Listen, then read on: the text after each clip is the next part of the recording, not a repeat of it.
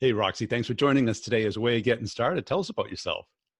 Thank you for having me, Brian. So right now, I live and work in Barcelona. As you can probably tell from my accent, I'm originally from London. Yeah. So I moved here about 12 months ago, and I'm currently working as head of sales for a new agency here, a marketing agency. But my past, previous to that, I've been in sales for about 12 years in total. It was the first ever job. It was the first ever industry or department I ever went into, and I've not left yet. It's a pretty hard sell, though, isn't it? What, marketing?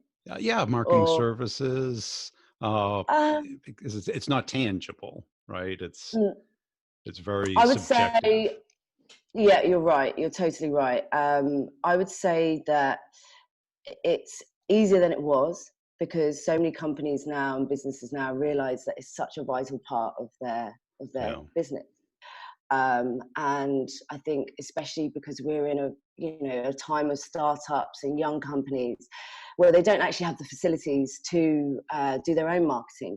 They may have a marketing manager or a CMO, but they don't have the team and the skills and the connections to really do their own marketing in-house. So, now more than ever, I'm seeing a lot of people approaching me, whereas before it was a lot more output, if that makes sense. Sure.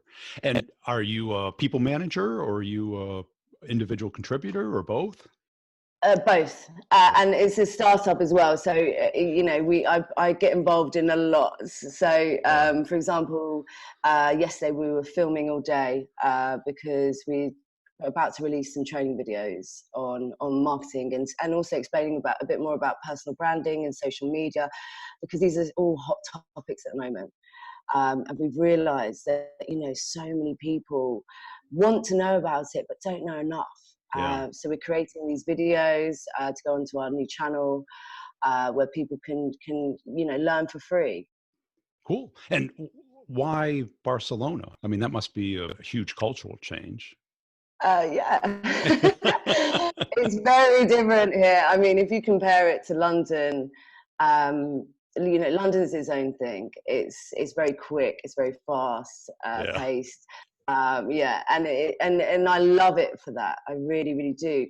And I think here now it's starting to get a bit faster. Is it? There's a lot of businesses. Yeah, well, it's starting to get a bit faster here. So I noticed that compared to London, in London we do a lot of meetups and within the industry. So you'll have things like the inner circle and regular networking events and meetups, and everyone knows everyone. Here, not so much. People have been more focused on just doing their 9 to 5, which is fine if you're just funding your extracurricular activities. But if you want to start thinking about being a sort of leader in your field, you need to be doing a bit more. And I think the culture's changing. The culture's definitely changing. And is most of the market for your company in Spain, or is it all over Europe or the world? It's global.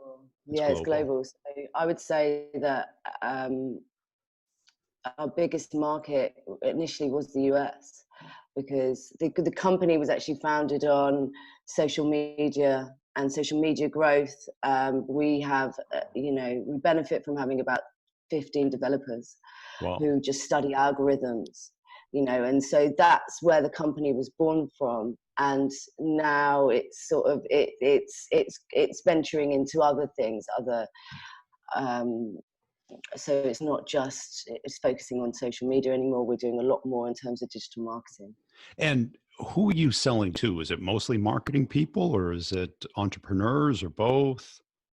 It's completely mixed. I mean, at the moment, we're getting a lot of interest from entrepreneurs and public speakers and people like that, because I mean, personal branding has become such a hot topic. And I think people are realizing that, it's not about necessarily with the benefit of having social media and the internet and being so, connected to people who ordinarily you might have a really hard time getting in front of. You now have these places where you can display your worth and display your work and connect with people. who are influential within your field, and also that who you can potentially learn from and collaborate with.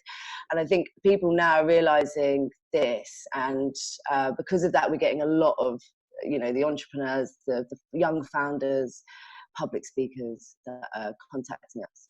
And what's the hardest part about your sales cycle? I think you can probably get people who are interested, but then the interest sways back and forth, and then they're like, I can do it myself, or I can hire my cousin, or I can. Yeah, and as well, they just get bogged down with the fact that they've been continuing without this for so long, and actually, do they need to do it, and it can wait another week and things like that. I think you just need to know that from the beginning and eliminate that completely, because the whole part of what you're offering is to save them time anyway. So if you can get that out the way, that first bit, then not only will they'll achieve their goals much faster, but also they'll have a hands-off approach moving forward. So I think that it's just about having that in mind when you're talking to people and really understanding that. Yeah. And why'd you choose sales as opposed to doing other stuff? Anything else? So I guess I've always been really interested in people. So I grew up in a household with 2 older brothers and a mum and dad, and they were all really, really strong characters. And I was the youngest, and I noticed very quickly that to be heard, you had to understand the person you're talking to. Yeah. You can't, it's not about shouting the loudest. Right. Number one, I was the youngest, so I couldn't shout the loudest. But number two, I realized that you needed to learn about the person you were talking to in order to deliver them something that they're going to respond in the right way to, or well to. Yeah. And so from that, I always had an interest in people. And then it just so happens that my first job in London was in telesales. And I guess I just benefited from having an amazing mentor. And he obviously saw something in me, and I saw something in him, in the sense of, I learned helping so you much from him. Yeah. And then straight away I knew this was my industry. Were either your parents or your brothers in sales? No, actually. No? Well, actually, we should say this. So one of my brothers was the one who got me the job in the first place, because he worked there. Okay. And very quickly, and I hope he doesn't mind me saying this, but I'm sure he won't. But very quickly, I started to take over a little bit on the sales floor, and I think, but it was good for him, because he saw that I was there was something that I was really good at, and he was 10 years older than me at the time. And then I guess from there, my career, it sort of sped through very quickly. From by the age of 21, I was working in an office with people. The youngest people were in their mid-30s, early 40s. Yeah. And don't get me wrong, I'm not saying I was on their level at all. They taught me so much. Yeah. But I had something different, maybe, or there was something that I was strong at, as well as them. Yeah. Well, I heard 2 things. One, the desire, and not being protective, because sales is a very rejection oriented profession. Yeah, sure. You have to have thick skin. And the other, did you seek out the mentor, or you were just receptive to what the mentor was helping you with? I think I was just totally receptive. I mean, it was in a way, it's luck.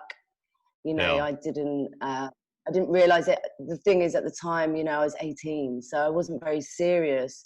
It was a 9-to-5 job for me then, as in it was funding my extracurricular activities. I didn't know then that I was. That's a nice word for partying.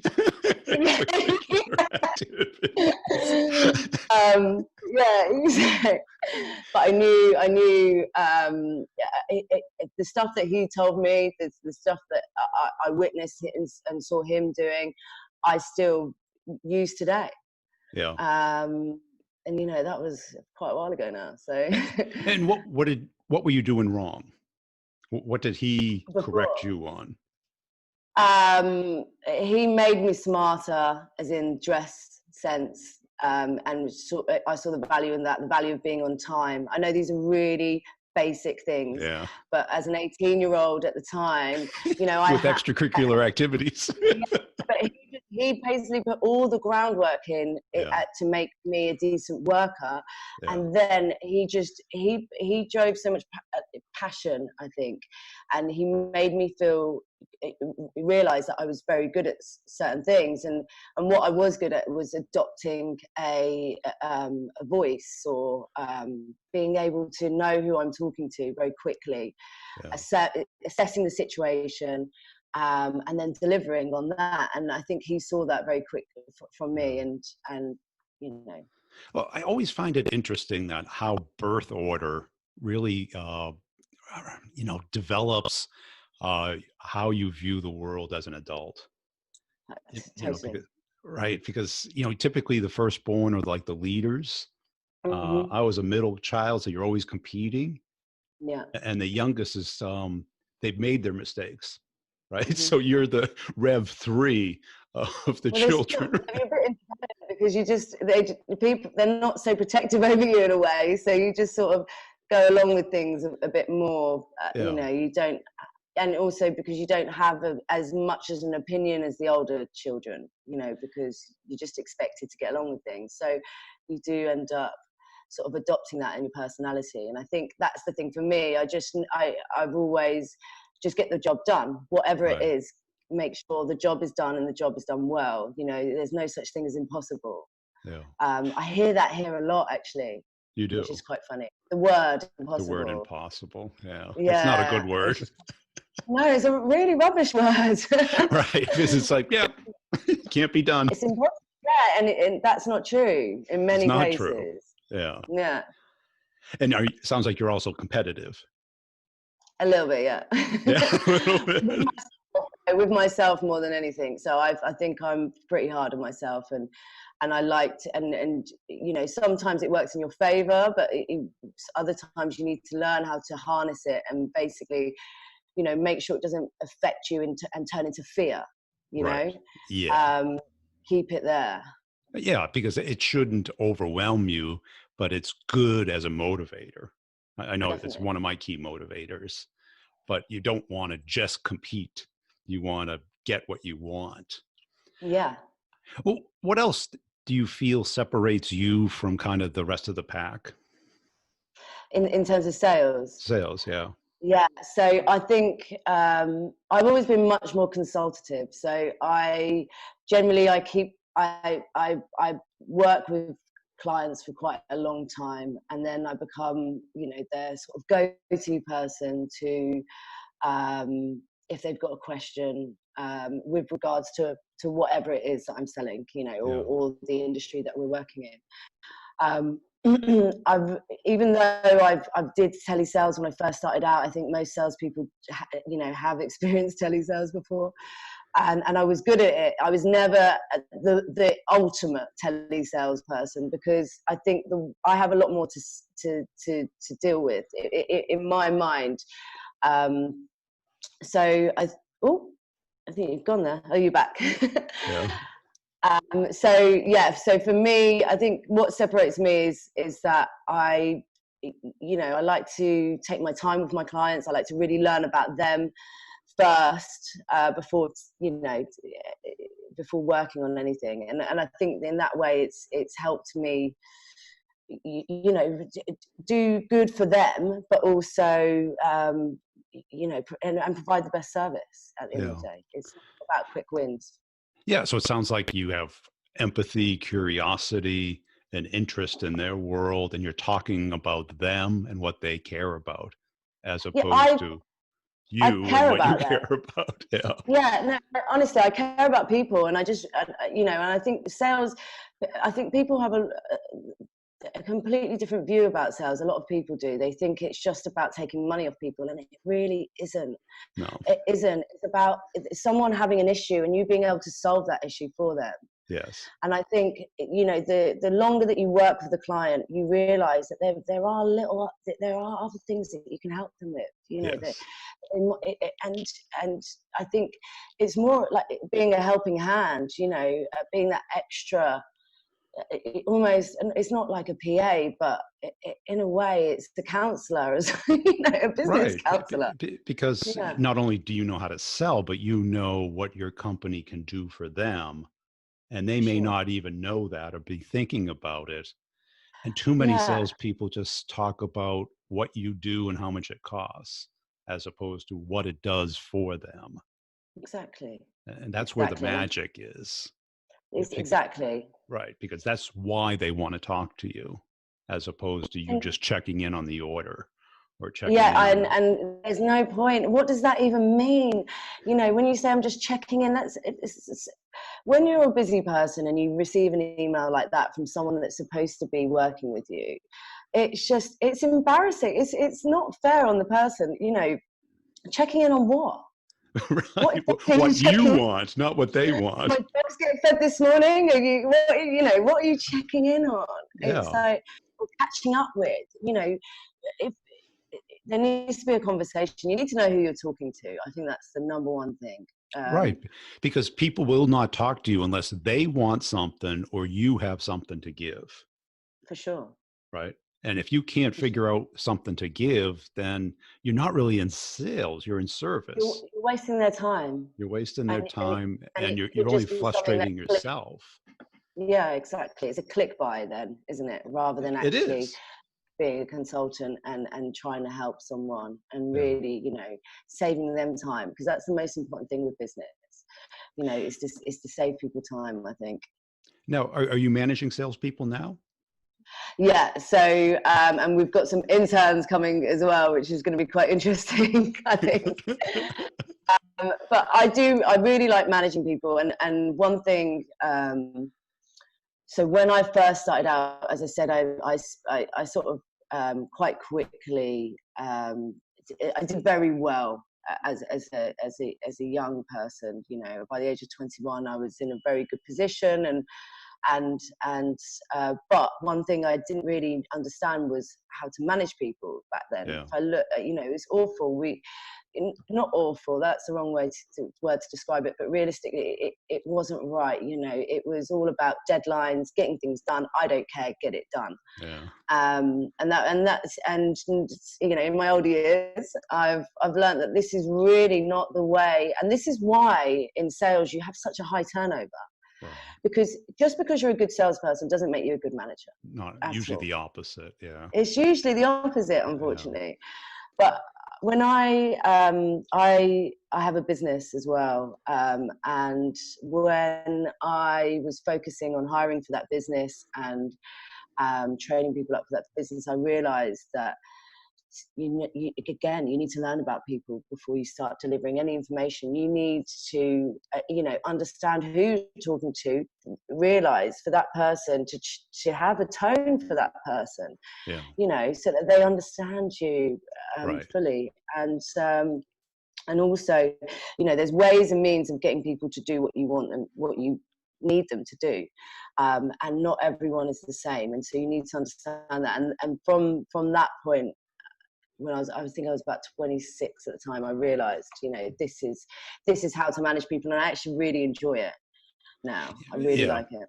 That's it. Because at first you try and just do the KPIs and the Mm. deadlines, but you're not connecting with the person, and they're just smiling and nodding and then going off and Oh, doing it wrong.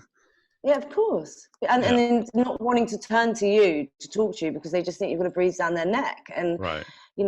that's not the right thing. You need to be their mentor. It's not just their boss that's That's saying, right. yeah. Because And that mentoring, to be able to mentor, you have to have rapport with them. There has to be definitely. trust. There has to be an And that open communication.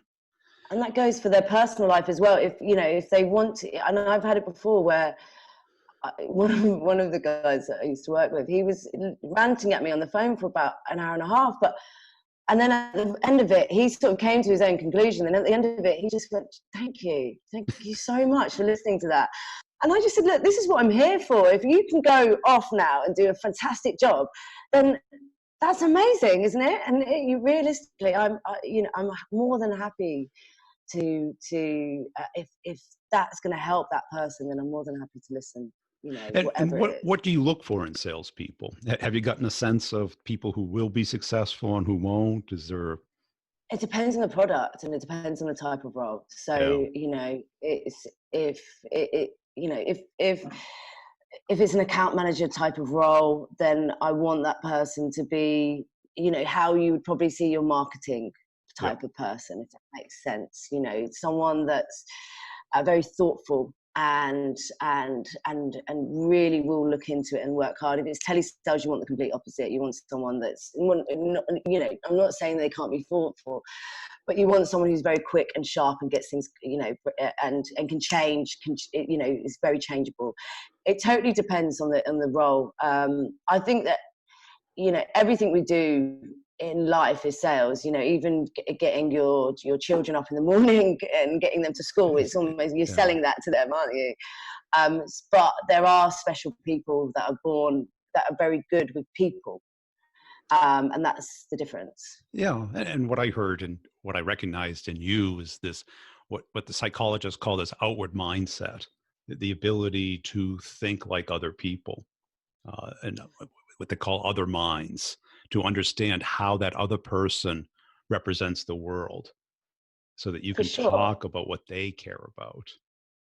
Yeah, and also I find it interesting. Yeah, You your know, I love curiosity.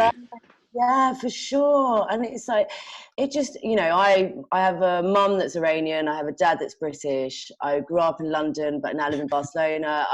You know, and You got to be I feel curious. Yeah, like, yeah, I really am. And I find that, you know, there's not many situations that I walk into that I'm stumped for something to say, because or you know, or I can't converse with that person, and it's not just, you know, them talking or whatever. And I really enjoy that. You know, I take pride in it, and it enriches my life. and were you always like that from being a child all the way through, or was there an epiphany where you just you developed it and noticed it? And Always like it, I think. You yeah, know, I had a lot of interesting people walking in and out the house. My dad was a famous journalist, and my mum was doing all sorts of things. And I think it was just a curiosity from a young age. Maybe it's nature, maybe nurture, probably both. yeah, You know, but being sort of having it from in having it in the house from a very young age. cool. Hey, this has been a great time. Where can Yeah. people go to follow you and learn more about your work?